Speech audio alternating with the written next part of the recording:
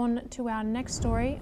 Greece's shipping minister, Vassilis Kikilias, has called for the protection of global shipping and seafarers amid an alarming situation that has left dozens of ships stranded in the Strait of Hormuz and the wider area due to the widening Iran conflict.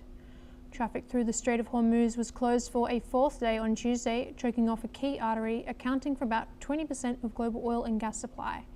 An Iranian Revolutionary Guard senior official said on Monday Iran would fire on any ship trying to pass through, Iranian media reported. Greece is a dominant force in global shipping, controlling one of the world's largest merchant fleets. Kikilias has said that at least 10 Greek-flagged ships were in the Gulf and another 5 outside. Their crews, including dozens of Greek seafarers, more than 325 ships of Greek interests are in the wider area. Joining us again, we have Raymond Vickery, who is an international affairs expert and former US Assistant Secretary of Commerce in Washington. Now, Raymond, we have another story there again of civilians getting caught in the crossfire in this war over the last 4 days.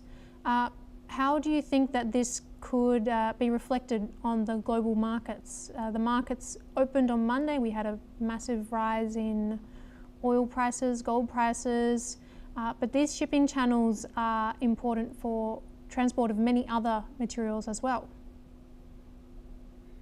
Well, thanks for letting me comment on this. It seems to me that it shows that, security matters are not in a separate category from economic and trade matters.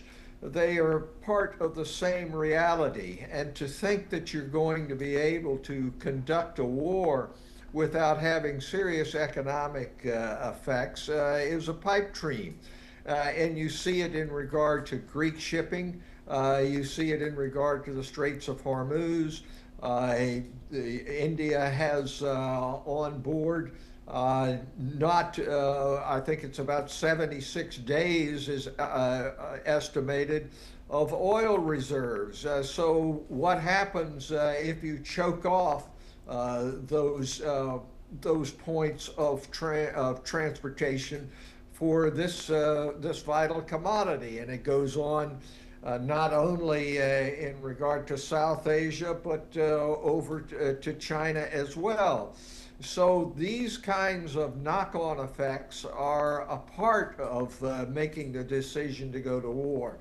Unfortunately, we're getting to a situation in which you're getting away from the principles of not using violence to accomplish national aims. And the results are completely foreseeable, whether they be the killing of innocent schoolgirls in Iran or the stoppage of Greek shipping.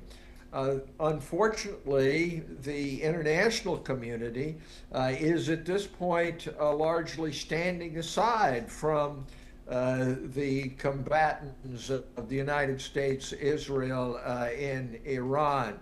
It is now going to be necessary, in my view, to have the nations of the world stand up for principles, for strategy, for partnership and cooperation in order to be able to restore the peace. The signs are not good.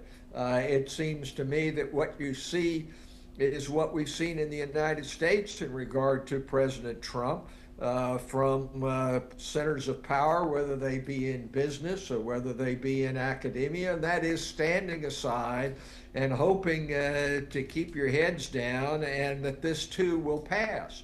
That is not the way forward. There needs to be, both internationally and nationally, a demand and a resort and action taken to move us back to principles which have, as I say, largely kept the peace since World War II, but are heading in exactly the wrong direction through this attack on Iran.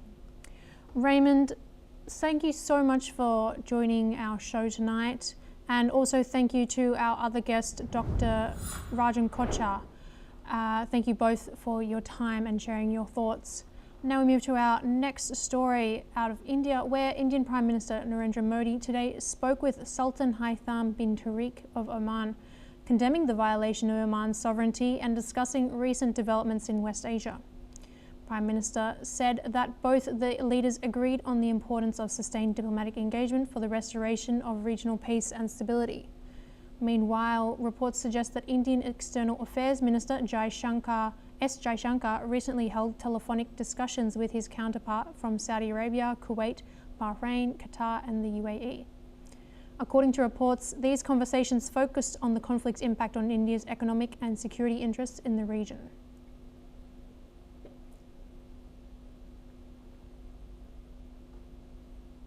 And that's all that we have time for. Keep watching NewsX World for more news updates from